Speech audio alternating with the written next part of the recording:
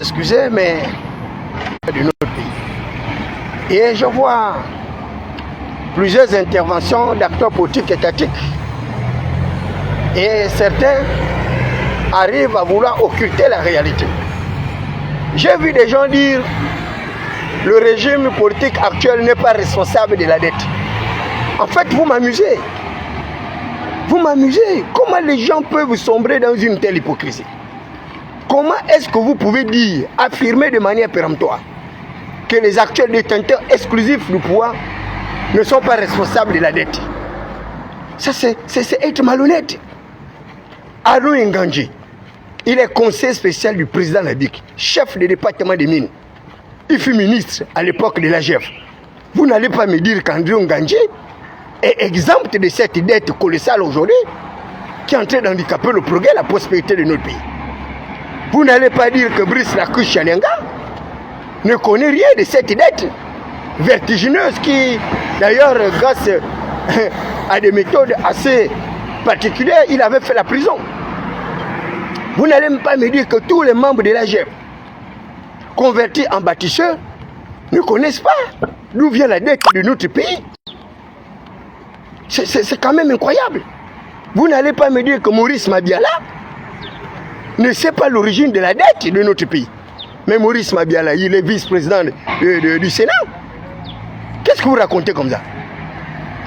Ceux-là qui occupent aujourd'hui les postes de responsabilité, certains dans l'architecture gouvernementale, ils étaient bel et bien là à l'époque d'Ali. Vous allez engager la responsabilité de la dette à qui? Vous allez l'attribuer à qui? Les agents de forces de défense et de sécurité. En quoi est-ce qu'ils vont dire qu'ils ne sont pas responsables de la dette? Dans la mesure où ils ont protégé tous ces voleurs-là, les Nourdine, Bongo, Valentin et autres, ils étaient protégés par qui? Mais par les tenanciers actuels du pouvoir. Donc dire que non, on n'est pas responsable de cette dette que l'on vient d'arriver, c'est un gros tissu de mensonges. Vous êtes responsable au même titre que les autres. Il y a ce qu'on appelle en droit le principe de la responsabilité du fait d'autrui. La responsabilité du fait d'autrui. La loi dispose qu'on est dommage, on est responsable du dommage causé par le fait des personnes dont on a la charge. On est responsable du dommage causé par le fait des personnes dont on a la charge. Allez-y lire le code de Napoléon. On vous parlera de ce principe. Allez-y consulter les juristes gabonais, les avocats et autres. Ils vous parleront de ce principe. Le principe de la responsabilité du fait d'autrui. La responsabilité du fait d'autrui. Rien à voir avec la responsabilité du fait personnel ou la responsabilité individuelle. Ce principe qui dit que celui qui cause un dommage à autrui doit réparer le préjudice. Donc vous êtes responsable de cette dette-là, autant que vous êtes les membres de l'actuelle architecture gouvernementale, les anciens membres, l'Assemblée nationale, le Sénat et autres, vous en êtes responsables. Ce n'est pas la peine de trouver les échappatoires. Voilà. Aujourd'hui, il s'agit justement d'assumer cette dette qui est en train d'handicaper le progrès, en train d'amenuire les possibilités du chef de l'État de pouvoir investir dans les infrastructures et autres. Donc ne dites pas que oh, vous venez d'arriver. Oh, la dette là, non, c'est votre dette. La dette là, elle vous concerne tous autant que vous êtes. Les anciens membres du système déchu et les nouveaux tenanciers du pouvoir. Vous étiez tous ensemble.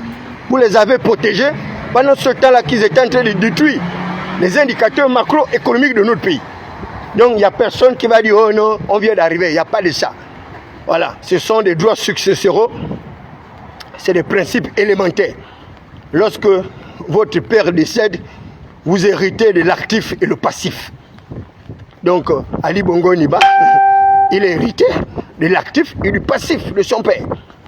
Donc les nouveaux tenanciers du pouvoir doivent assumer l'actif et le passif. L'actif, c'est l'ensemble des ressources minières, financières et autres dont ils sont en disposition, mais le passif, c'est la dette. C'est la dette. Moi, lorsque ma mère est décédée, j'ai payé ses dettes. J'ai payé ses dettes. Je n'ai pas qu'hérité la maison de ma mère avec mes frères, mais on a également hérité de la dette. Donc, vos justificatifs ne servent à rien. on a trouvé une dette qui se situe à 50% ou à 70%, que sais-je. Non, tout ça là, ce sont des faux alibis. Ça ne colle pas. Vous avez trouvé une dette, il faut la payer. C'est tout. Il s'agit de cela. Vous avez trouvé un pays, soit dit en déséquilibre macroéconomique, il faut arriver à restaurer les équilibres de ce pays-là. C'est cela gouverner. Gouverner, ce n'est pas un jeu. C'est assumer au quotidien les préoccupations majeures des populations. Mais les gens semblent occulter la réalité. Les gens fouillent même les préoccupations des populations. Vous allez fouiller comment? Comment vous allez faire? Il faut assumer. Lorsqu'on a la tête d'une architecture gouvernementale ou bien à la tête d'une institution, on doit être capable d'assumer. Guy Bertrand Mapangou, il était là avec Ali. C'est le membre du Mogabo. Il ne peut pas dire qu'il ne connaît pas d'où vient la dette du Gabon. Il le sait, et il le sait aisément. Biogemba, vice-président du Sénat, il ne peut pas dire qu'il ne connaît pas d'où vient la dette du Gabon. Il le sait aisément. Menem Sopo, qui est questeur au Conseil économique et social, ancien député, ancien ministre de la Défense, il ne peut pas dire qu'il ne connaît pas l'origine de la dette du Gabon. Ce n'est pas possible. Il ne peut pas le dire. Maurice Madiala, il était ministre de la fonction publique, directeur général des marchés publics. Il ne peut pas dire qu'il ne connaît pas l'origine de la dette. Il en sait quelque chose et il en sait même beaucoup trop. Donc, les exemples comme ça, je pourrais les multiplier jusqu'à l'infini. Jean-François Ndongo, il ne peut pas dire qu'il ne connaît pas l'origine de la dette. Il est venu même l'augmenter encore. Pour peu qu'on l'a mis président de l'Assemblée nationale, il a décidé d'augmenter les effectifs de l'Assemblée nationale. Même ma tante Paulette Missambo, elle ne peut pas dire qu'elle ne connaît pas l'origine de la dette. Elle sait très bien d'où vient l'origine de cette dette. Et elle aussi, lorsqu'elle est arrivée au Sénat, elle a fait un plaidoyer pour augmenter le nombre de sénateurs. Un pays qui est en pleine récession, en plein ralentissement de l'activité économique, vous augmentez les dépenses publiques chaque jour, vous en prêtez de l'argent par-ci par-là, au lieu de réorganiser l'économie de notre pays, réduire les charges de l'État, réduire pour les déficits budgétaires chroniques, vous vous endettez et vous êtes content de vous endetter. Et vous en êtes fiers. Et les gens font le poste pour vanter les mérites de la bonne santé de l'économie de notre pays parce qu'on serait crédible auprès des institutions financières internationales par un endettement. Mais vous avez des problèmes. Vous avez des problèmes. Voilà un fonctionnaire qui gagne 400 000 par exemple, mais et qui a des besoins de 800 000 francs. Et c'est pourquoi vous avez dit que les Gabonais vivent au-dessus de leurs moyens. Parce que vous ne réfléchissez pas. Vous ne réfléchissez pas. Lorsqu'on n'a pas de l'argent, on réoriente ses besoins ailleurs. Au lieu de boire le champagne, tu bois la régate, comme David Blakoma. Au lieu de manger le saumon, tu manges la boîte de sardines. Et même la boîte de sardines, qu'on mangeait à 125 francs, elle est déjà à 500. Elle est déjà à 500. Hein? On a vu c'est quel pays où les gens ne réfléchissent pas comme ça. Hein? Ils ne sont même pas capables de lutter contre l'inflation. La lutte contre l'inflation. Et pourtant, ils ont des structures de lutte contre l'inflation. La direction générale de la concurrence et consommation. Et vous savez qui était là-bas? Directeur général. Fabrice Anjoua, qui était directeur général du budget. Fils de Morancho, héritier du trône Zamunda. Il ne peut pas dire qu'il ne connaît pas l'origine de la dette du Gabon. Il ne peut pas le dire. Et même récemment, là, le propre frère du chef de l'État, il était directeur général du budget. Il ne va pas dire qu'il ne connaît pas l'origine de la dette au Gabon. Il ne va pas le dire. Il ne peut pas le dire. Voilà votre parfait équilibriste négociateur. Toutoumaï. Toutoumaï ne peut pas dire qu'il ne connaît pas l'origine de la dette. Hein? Donc, c'est le mauvais interlocuteur que le chef de l'État a pris. Il était directeur de la dette. Lui-même, il a augmenté la dette. Et il veut venir négocier et dans un climat. Vous êtes responsable. Arrêtez d'accuser l'ancien régime que vous avez défendu. Arrêtez d'accuser l'ancien régime que vous avez protégé. Voilà. C'est la même continuité. Le même régime est là. Et il poursuit sa mutation. Donc, malgré sa mutation, sa métamorphose, les Gabonais savent qui a fait quoi dans le pays. Il n'y a personne qui va pouvoir s'échapper là. Pour dire non, vous êtes responsable. Vous en êtes tous responsables, autant que vous êtes. Il n'y a pas un seul qu'on peut dédouaner là. Dans la question de la dette, il n'y a personne qu'on va dédouaner. Vous avez tous occupé de vos postes de responsabilité. Des ministres, des préfets, des gouverneurs,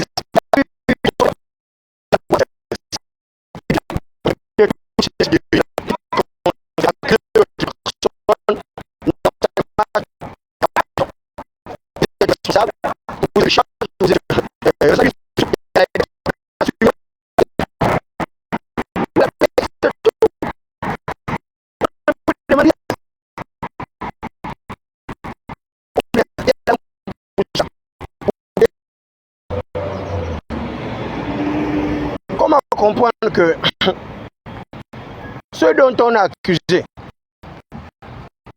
d'être à l'origine de toutes les dysfonctionnalités de notre système étatique sont les mêmes qu'on a nommés.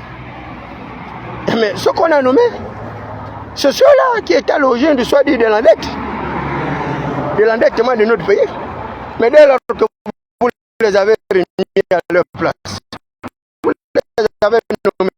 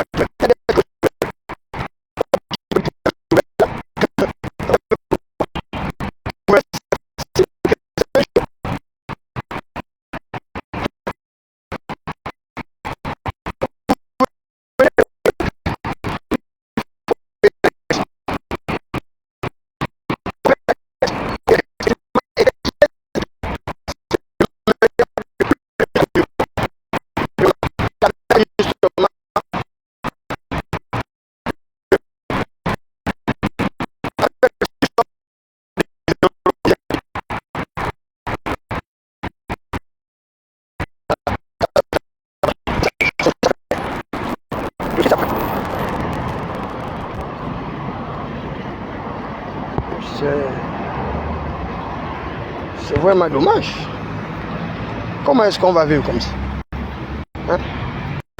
Même une petite communication, ils sabotent parce que les gens sont au courant de la réalité. Ils ne veulent pas. Ils sont abusés. Dans chaque ministère, c'est le même refrain. Vous noyez toujours les gars des agents au champ de ministre.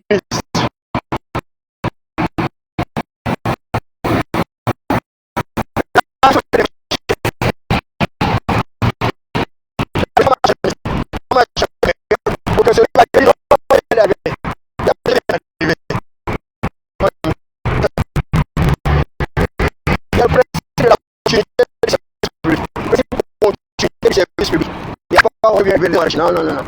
Ça ne marche pas comme ça. L'administration est continue. Elle n'est pas statique. Elle n'est pas stagnante. Donc, tout ce que vous êtes en train de faire là, voilà.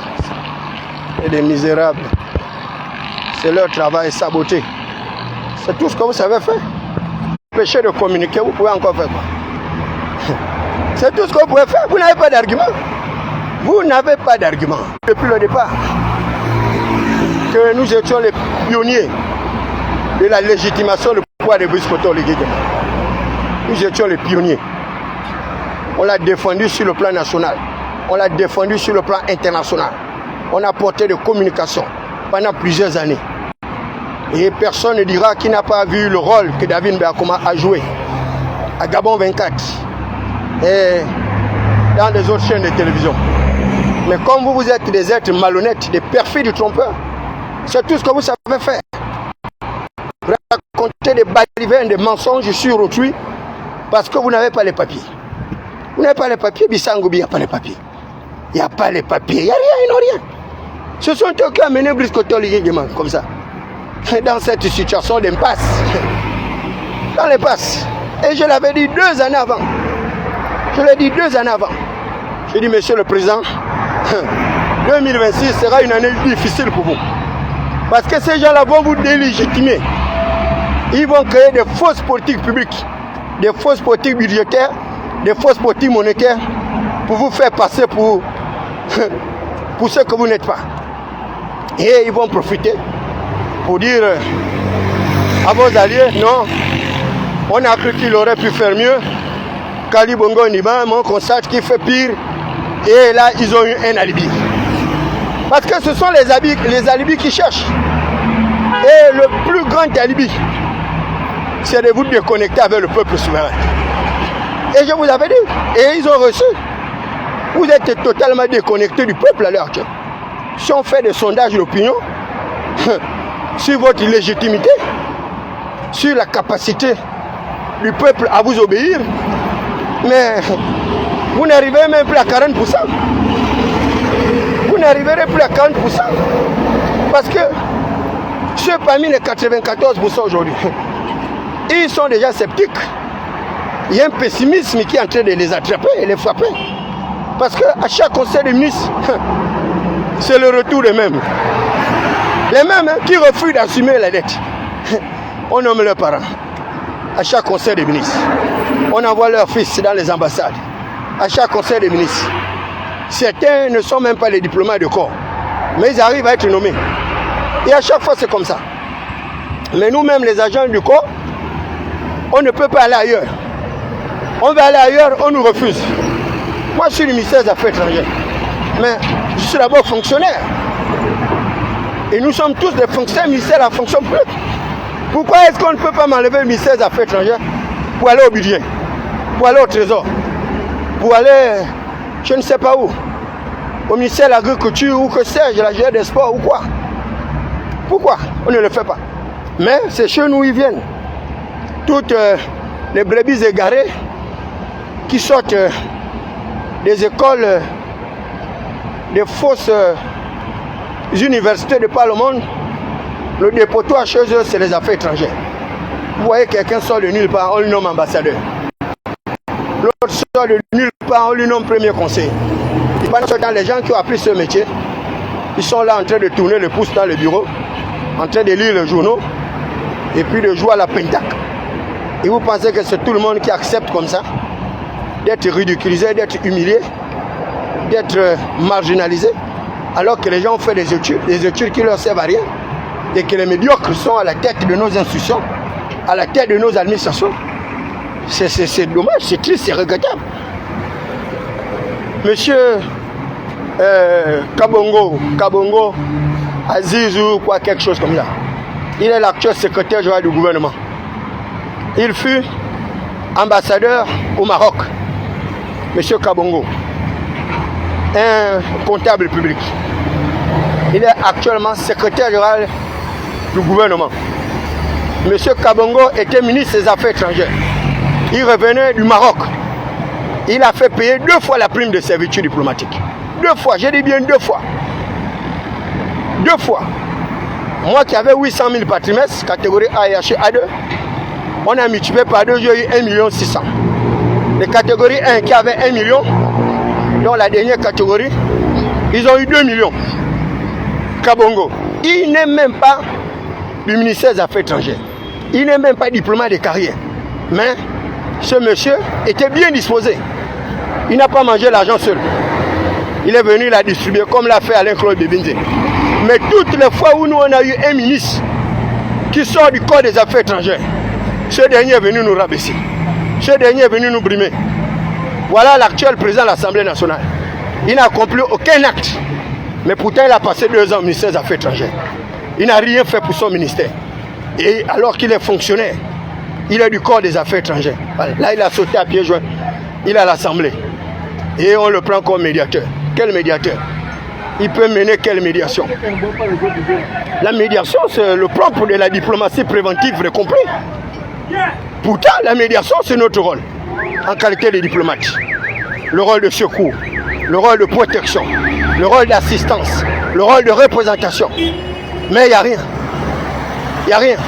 On prend des petits badauds, des petits syndicalistes mielleux, des épicuriens gargantuans, habitués à des volte-face incessants, et on les envoie dans une négociation. Mais comment les gens ne vont pas les chasser? C'est du déjà vu, du déjà entendu, c'est du déjà connu, déjà sûr. Les Gabonais ont besoin de visages nouveaux. Hein, parce que ce délit facial ne peut plus continuer à perdurer. Il n'y a pas que les mêmes, ces gens avec des cerveaux pétrifiés, des cerveaux frappés de néoplégie complexe, des cerveaux frappés également depuis plus longtemps. Et pour les là arrivent à transformer le village pour la tâche de l'homme. Avec le magique qu'on va faire. Ils ne connaissent aucun mécanisme de relance de croissance économique. Ils n'ont pas les papiers. Ils s'en il m'a dit, oh, moi j'ai le doctorat. Oh, je suis diplômé de l'Institut d'économie et finance. Oh, je suis diplômé de ceci, cela. Et vous n'arrivez pas à redresser un petit pays d'à peine 2,5 millions d'habitants.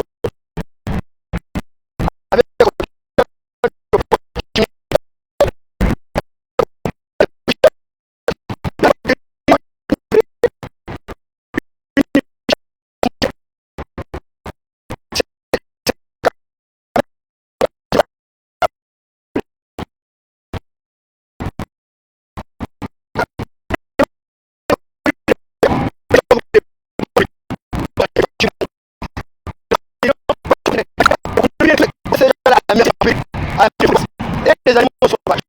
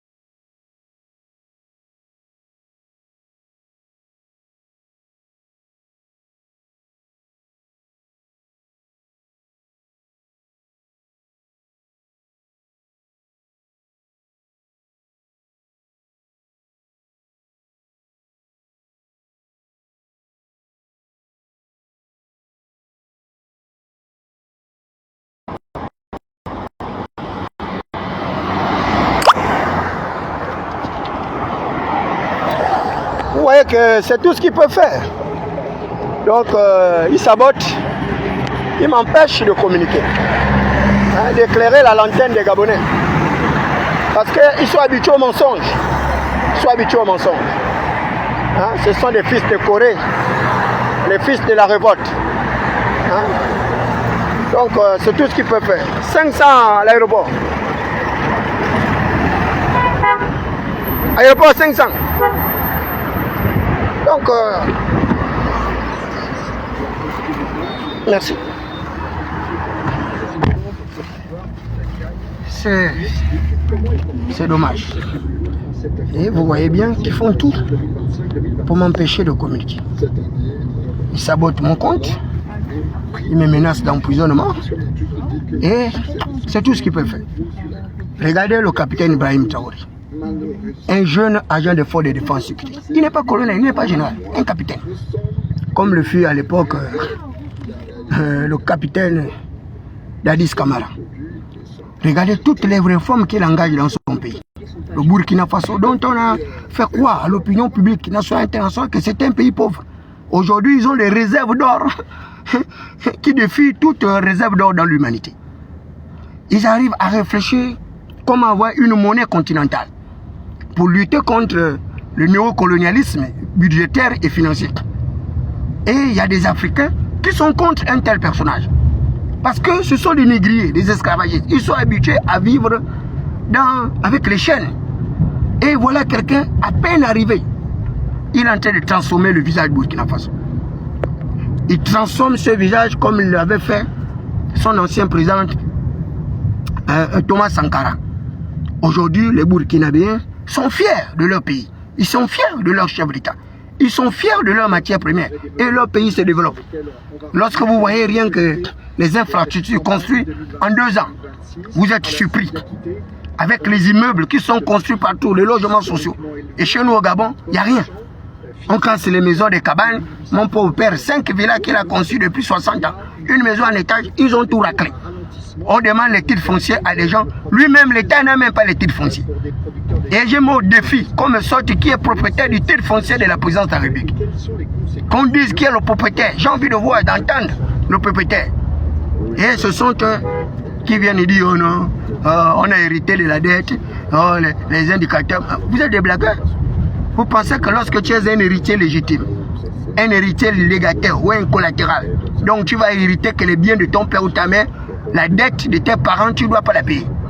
C'est ce qu'on vous a dit en droit successoral. Vous qui avez fait les universités, vous êtes des plaisantins. Je vous dis, vous n'avez pas les papiers. Vous n'avez pas les papiers. C'est ça la question. Vous avez vu le président Burkina Faso parler avec un papier. Il n'a pas les papiers. Ça coule seul. Il parle italien mieux que les Italiens. Il parle anglais. Il parle français. Il parle au moins 4 langues. Un capitaine. Et tout le monde est jaloux maintenant de Burkina Faso.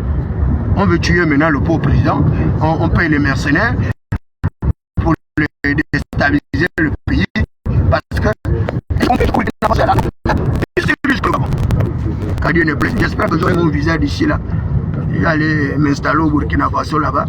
Et vous laissez avec votre pays où vous passez votre temps à combattre ceux qui veulent aider le chef d'État à atteindre les fondamentaux avec succès. Un petit pays comme ça, vous n'arrivez pas à vous désendetter. Chaque jour, vous allez prêter de l'argent. Regardez, un petit pays comme la Guinée, 235 millions, 300 combien de millions, paraît-il, en électricité. Mais vous avez les problèmes. L'électricité, à l'heure actuelle, vous payez encore. Il y a l'électricité par l'effet de la biomasse. La poubelle là, que les maires illettrés, semi-illettrés là, n'arrivent pas à faire là. On transforme la poubelle là, en énergie électrique. Allez-y au Ghana. Vous allez voir, allez-y en Afrique, on transforme la poubelle en électricité. Tous les jours, les gens dorment dans l'obscurité. Toute la nuit, là, on a dormi dans l'obscurité. Mais là, on a un contrat avec la STG. On paye les unités, on n'a pas le courant. Ils gaspillent notre nourriture dans le congélateur. Il n'y a personne pour se plaindre. Dès que tu te plains, on te jette en prison. Si tu as la malchance, on a vite fait de t'enlever dans un véhicule et puis on te coupe le cou au cap. Voilà, c'est que c'est pas un Gabon.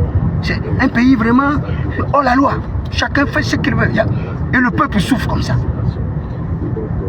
Un bon matin, les gars se réveillent et on casse tout. On casse tout plein nos retire. Ils ont tout bougé, il n'y a plus rien. Tout l'héritage de mon père, 60 ans. Mes petits frères dorment maintenant partout à la Belle Étoile. Les autres ils dorment maintenant dans les stades au Vendo là-bas. Ils ont tout cassé là-bas au Vendo. Ils quittent là. Ils étaient maintenant en Zayon. Ils ont cassé. Là, j'apprends qu'ils ont donné un délai d'un mois. Aïe, aïe. Mais vous pensez que vous faites du mal à qui? Vous êtes en train de légitimer le chef d'État. Et je lui avais dit. Lorsque le président m'avait reçu, j'ai dit, monsieur le président, ne vous associez pas aux gens là. Ils vont détruire votre capital social. Ils vont détruire votre crédibilité. Et à la fin, ils ont vite fait de vous envoyer de l'autre côté. De l'autre côté, à Tchotandala. Donc si le président, il m'a écouté, il ne m'a pas écouté. Mais c'est son problème. C'est lui qui est président de la République. Mais au moins, j'ai fait ma part. J'ai fait ma part. Pendant 4 heures de temps, je n'ai fait que conseiller le président.